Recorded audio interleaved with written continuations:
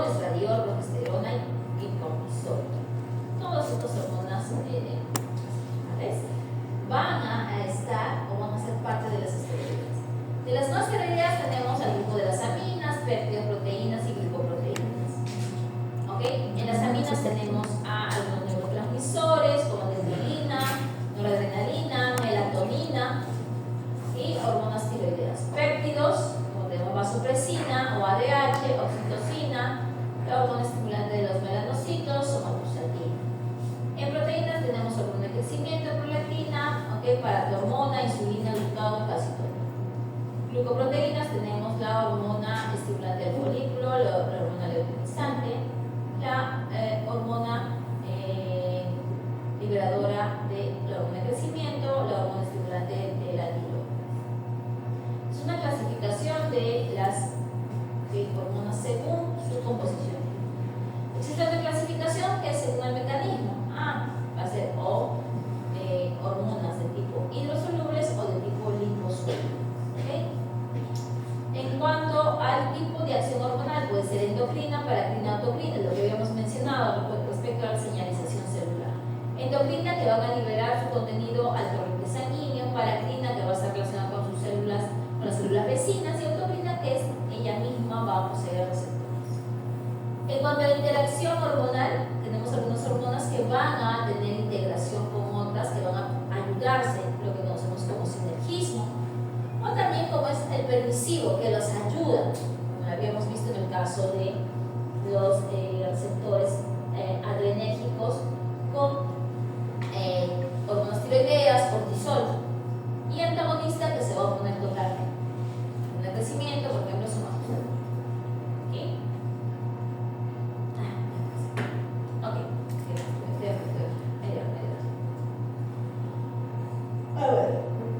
Acá, ¿quién es importante?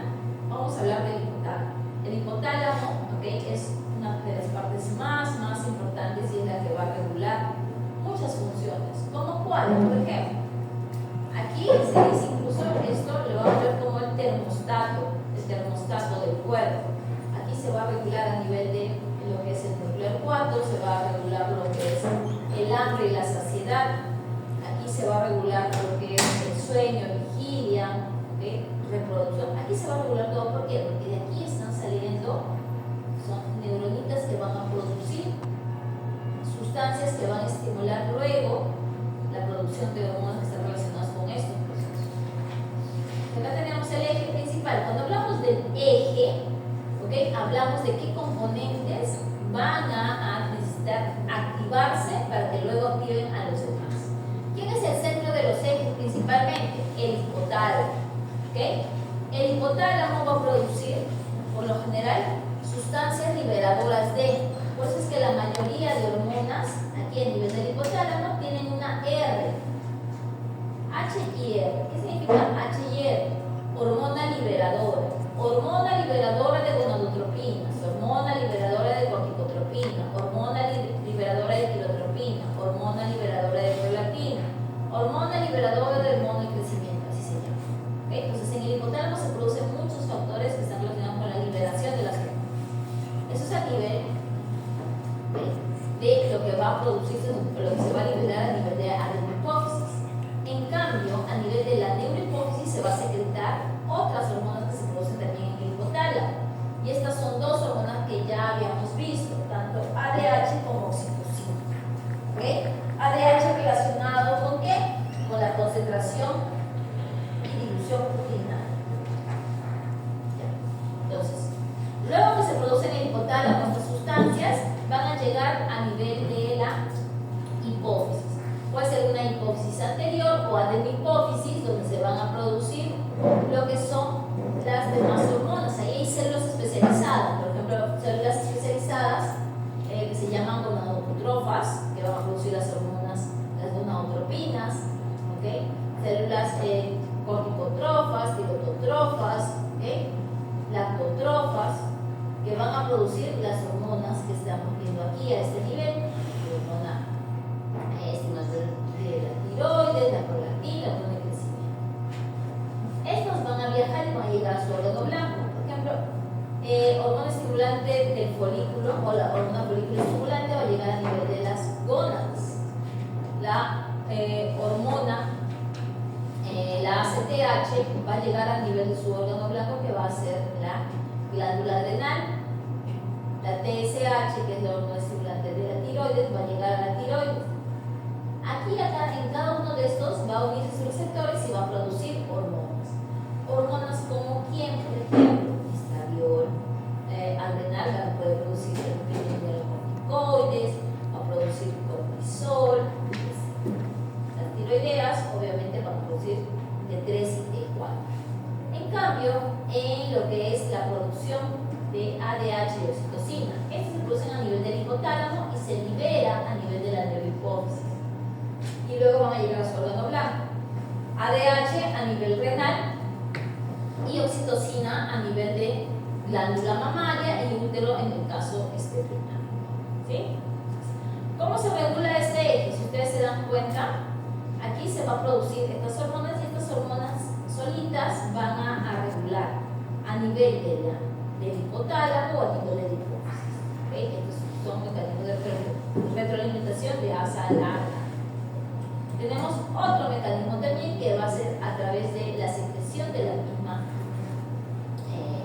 adenohipófisis, va a decirle al hipotálamo que es suficiente, que ya no puede producir. ¿Sí? Entonces son esos mecanismos que van a hacer que las cantidades de hormonas no estén tan elevadas.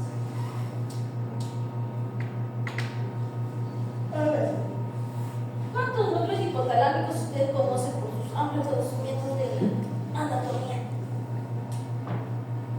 ¿Cuántos habrá? ¿Cuántos habrá? 1, 2, 3. Más de 3, si son chiquititos, el hipotálamo chiquitito. Entonces, estos núcleos hipotalámicos van a ser importantes porque cada núcleo va a tener una función. Y acá tenemos dos núcleos importantes para nosotros para hablar de endocrino. Tenemos el núcleo supraóptico, ¿ok? Y si se acuerdan, el núcleo supraóptico es donde se iba a producir ¿qué cosa? ADH. ADH. ¿Eso debían poner en su examen? Sí, ADH. Se han puesto núcleo supraóptico, ADH, porque ha sido estimulado. ¿Por qué? Por los osmoreceptores que captaban el incremento de la osmolaridad. Genial. Y ese incremento de la osmolaridad se daba ¿por qué? Porque sus compañeros habían tenido restricción hídrica. Genial. Hasta ahí ya tiene. ¿Cuántos puntos eran? 3. Ya, punto y medio. ¿Okay? ¿Qué más? ¿Qué más tenemos acá? En el núcleo supraóptico, ¿okay? Va a producirse ADH y también oxitocina. ¿Okay? Y vamos a ver más adelante que tiene una estructura muy parecida. ¿Okay? Asimismo, vamos a tener lo que es el núcleo paraventricular. En el núcleo paraventricular vamos a tener, vamos a ver aquí, está el núcleo paraventricular y este es el núcleo supraóptico. ¿Okay? En el núcleo paraventricular vamos a tener que aquí hay unas neuronas que se llaman las neuronas parvocelulares o parvicelulares, mientras que en el núcleo supraóptico vamos a tener las neuronas de tipo magnocelulares. ¿Okay? También van a ver aquí, pero principalmente a este nivel. ¿Sí?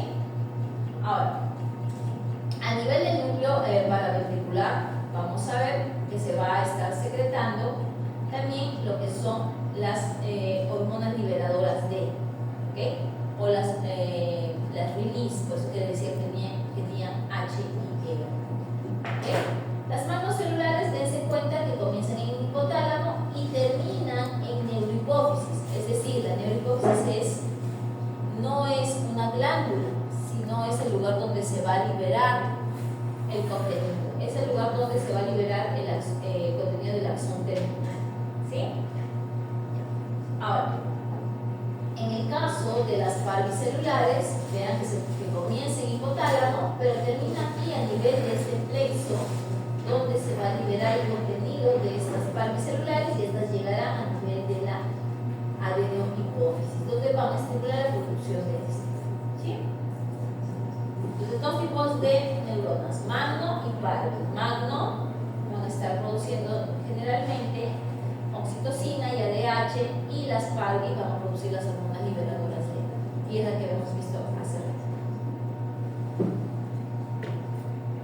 Miren, eso es lo que les decía, que la oxitocina y la vasopresina tienen una estructura muy similar. Miren, se parece muchísimo, muchísimo, solamente hay, parecen dos aminoácidos que las va a diferenciar. Si ustedes la ven,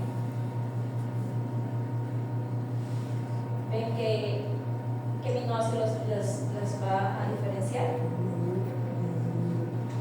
La fenilalanina por la isoleucina, ¿okay? También la glutamina por la glicina y a nivel de lo que es albumina por leucina. Es interesante.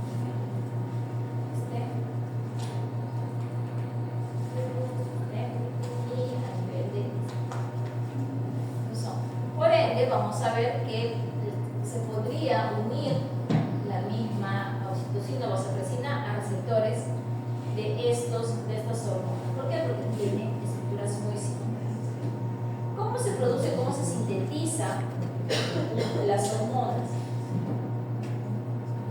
Las hormonas, ¿okay? Dependiendo de dónde se van a sintetizar, en este caso, pues, dicen una neurona, van a sintetizarse como preprohormonas. ¿Okay? Preprohormonas, es decir, van a tener como que secuencias de aminoácidos que las van a tener como inhibidas, ¿okay? Y van a estar luego guardadas en vesículas para cuando se necesite se puedan liberar. ¿Sí? Ahora, aquí tiene que ver mucho lo que es el sistema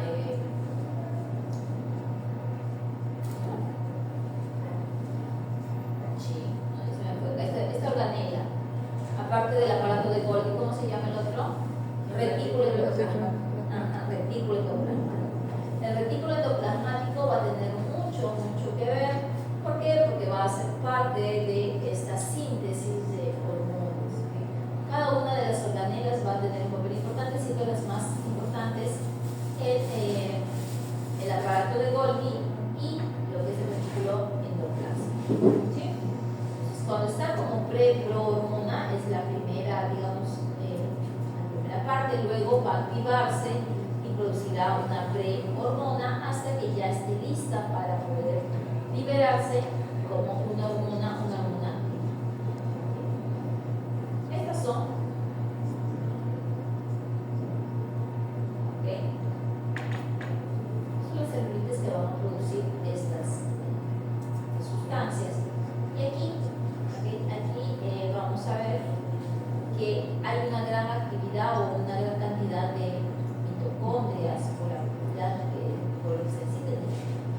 Asimismo, vamos a ver que aquí no solamente se libera, por ejemplo, oxitocina, sino que oxitocina se va a liberar siempre con esta molécula que es la neurofisina.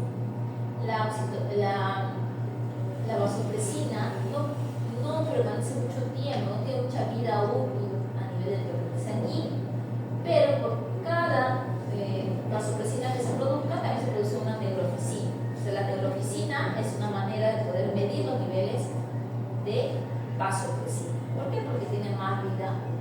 ¿Sí? Por lo general no les van a medir vasopresina sino la neurofisina. ¿Y es por qué? Porque su producción y su liberación por cada uno de estas moléculas que se sintetizaban se producía la neurofisina. Ya está. Entonces, el lógico de donde están saliendo los axones hacia lo que es la neurofisina. Mientras que las neuronitas del núcleo paraventricular van a liberar su contenido como su compañera a nivel del sistema porta hipofisiario, que va a llevar ese contenido hacia la neurofisina, donde buscarán sus receptores para unirse y estimular a estas células a que empiecen a producir más hormonas. Ok, miren otra vez ADH, que dice que ADH es muy importante. ¿Cómo se producía ADH?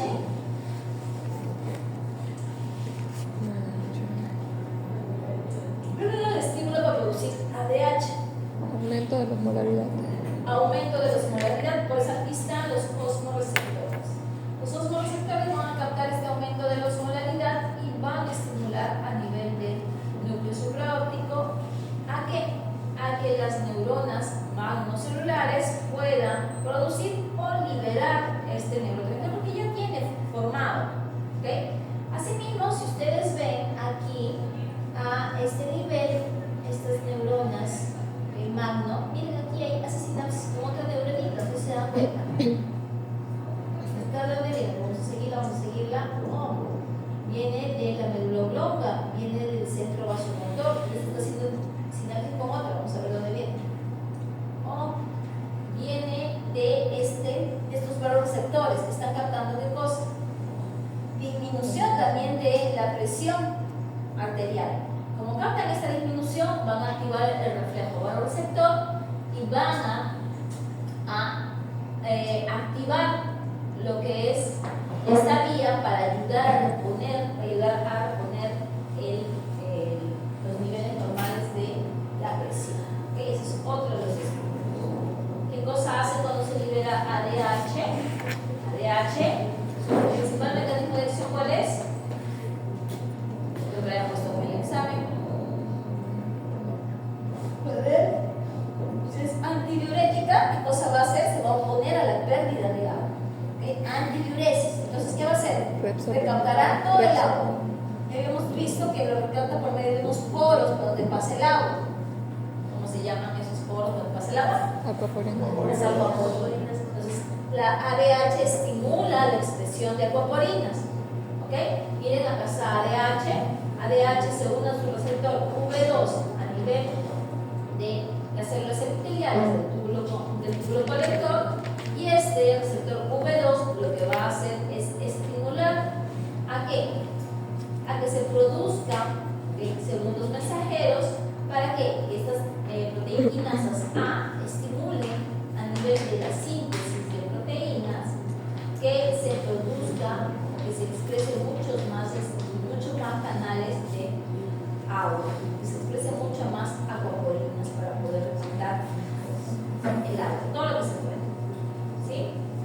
¿Qué más hace ADH? ADH también incrementa la relatividad de lo que son los intercambiadores, los NKCC, nivel de gasometría de rama ascendente de grado. ¿Sí? Eso también es importante. ¿Qué más hace ADH? Son transportadores de urea, no se olviden. ¿Okay? Los UT. Ahora, si aquí tiene receptores V2, también debe tener receptores V1. ¿Sí? ¿Okay? La vasopresina también tiene receptores V1, y esos V1 están a nivel del músculo liso. Entonces, lo que van a producir al final es una vasoconstricción. ¿Algo similar a lo que hace oxitocina o no? ¿Qué es oxitocina? ¿Sí? Oxitocina produce una vasoconstricción. Incluso, como está acoplado a una proteína GQ en el útero, ¿qué cosa hace? Obviamente no es una vasoconstricción porque el útero no es un vaso, ¿no? No es una arteriola, pero como está unido a su receptor, está acoplado a la proteína GQ, lo que hace es contracción del músculo del útero. Entonces es una reacción muy similar. En este caso, lo que va a hacer la vasopresina va a hacer producir una vasoconstricción. ¿Por qué? Porque está acoplada a la proteína GQ. Esta GQ lo que hace es activar a la fosfolipasa C para que empiece a producir IP3 y desinhibición. IP3 relacionado con la liberación de más calcio, porque aquí tiene su receptor IP3R. ¿Sí? IP3 se une y el retículo celular empieza a liberar mucho calcio. Y este calcio va a ser ideal ¿para qué? Para que se una a los sitios de unión de miosina, quedan libres. Cuando se une, se da lo que es el choque de fuerza, ¿okay? Y se produce el desplazamiento de las fibras y se da la contracción. ¿Okay? Ahora, ¿qué debe pasar o qué pasa cuando hay solamente vasoconstricción? Para regular este evento debe haber una vasodilatación también. Y esa vasodilatación se puede dar por diferentes medios. Uno que hemos visto y que ha estado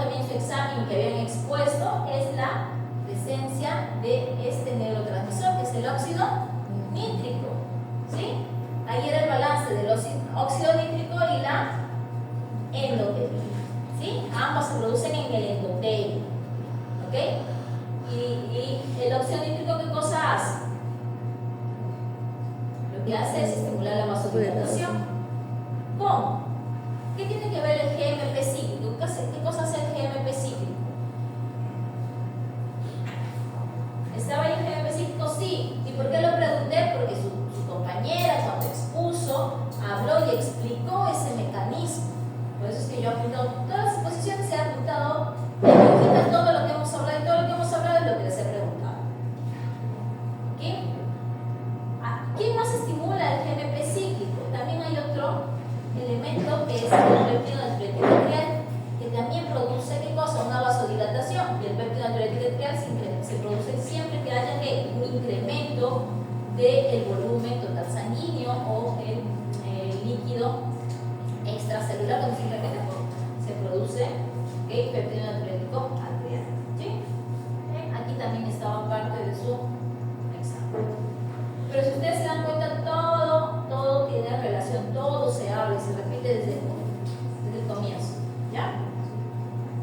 Ok, también les había hablado, me parece, de ADH, de esta enfermedad que tenía una poliuria y una polidipsia. ¿Sí? Está relacionado con ADH.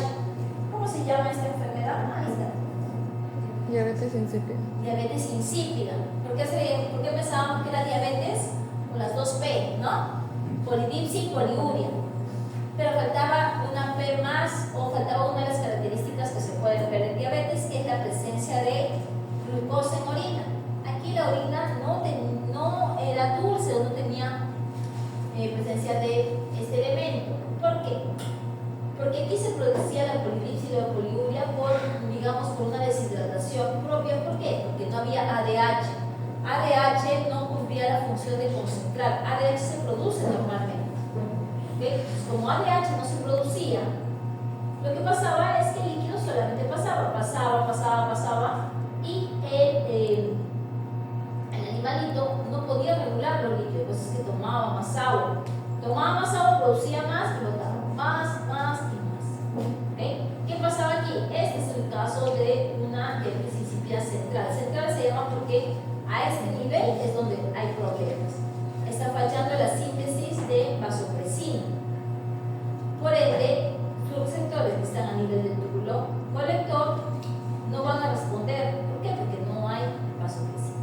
No hay vasopresina, entonces no puede unirse, no puede producir lo que es la expresión de aquaporinas 2. Por ende, no producirá la reabsorción de agua, no podrá concentrar esa orina de manera adecuada.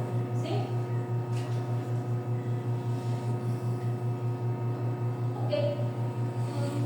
La siguiente, la oxitocina, ¿qué pasa? La oxitocina se vuelve al receptor, que está a nivel de lo que es el músculo liso, a nivel de lo que son los alvéolos mamarios, y lo que hace es que contraer para poder estimular a que se una o que salga la leche a través de estas glándulas.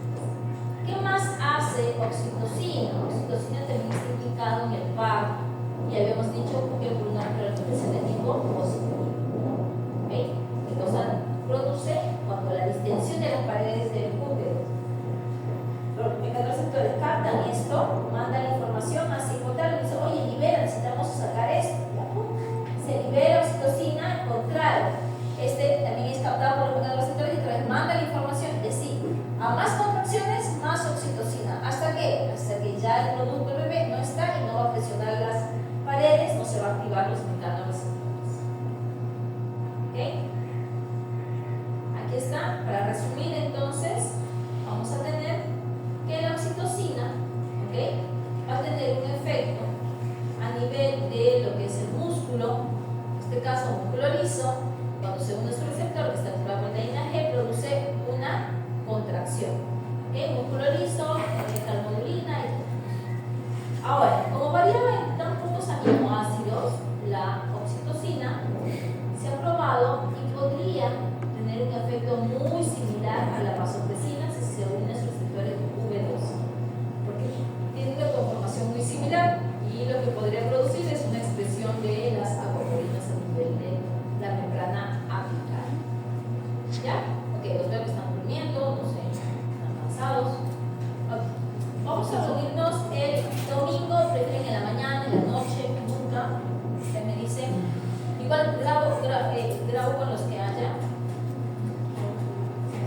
¿qué hora? Mañana. ¿De la noche? ¿Cuándo en la noche? Mañana, ¿no? ¿Qué hora? ¿Qué se hace en la noche? Ya. Me avisa quién es delegado, señorita Amor. Señorita Amor me avisa. Hace una encuesta. Responde la encuesta los que van a asistir. ¿Ya? Los que van a asistir. Los demás que solamente van a ver el video, por favor, de repente no intervengan en eso. Porque igual si van a ver el video, ¿ok? Lo pueden ver en cualquier momento. Solo los que pueden asistir, tienen ganas de asistir, pueden hacer ahí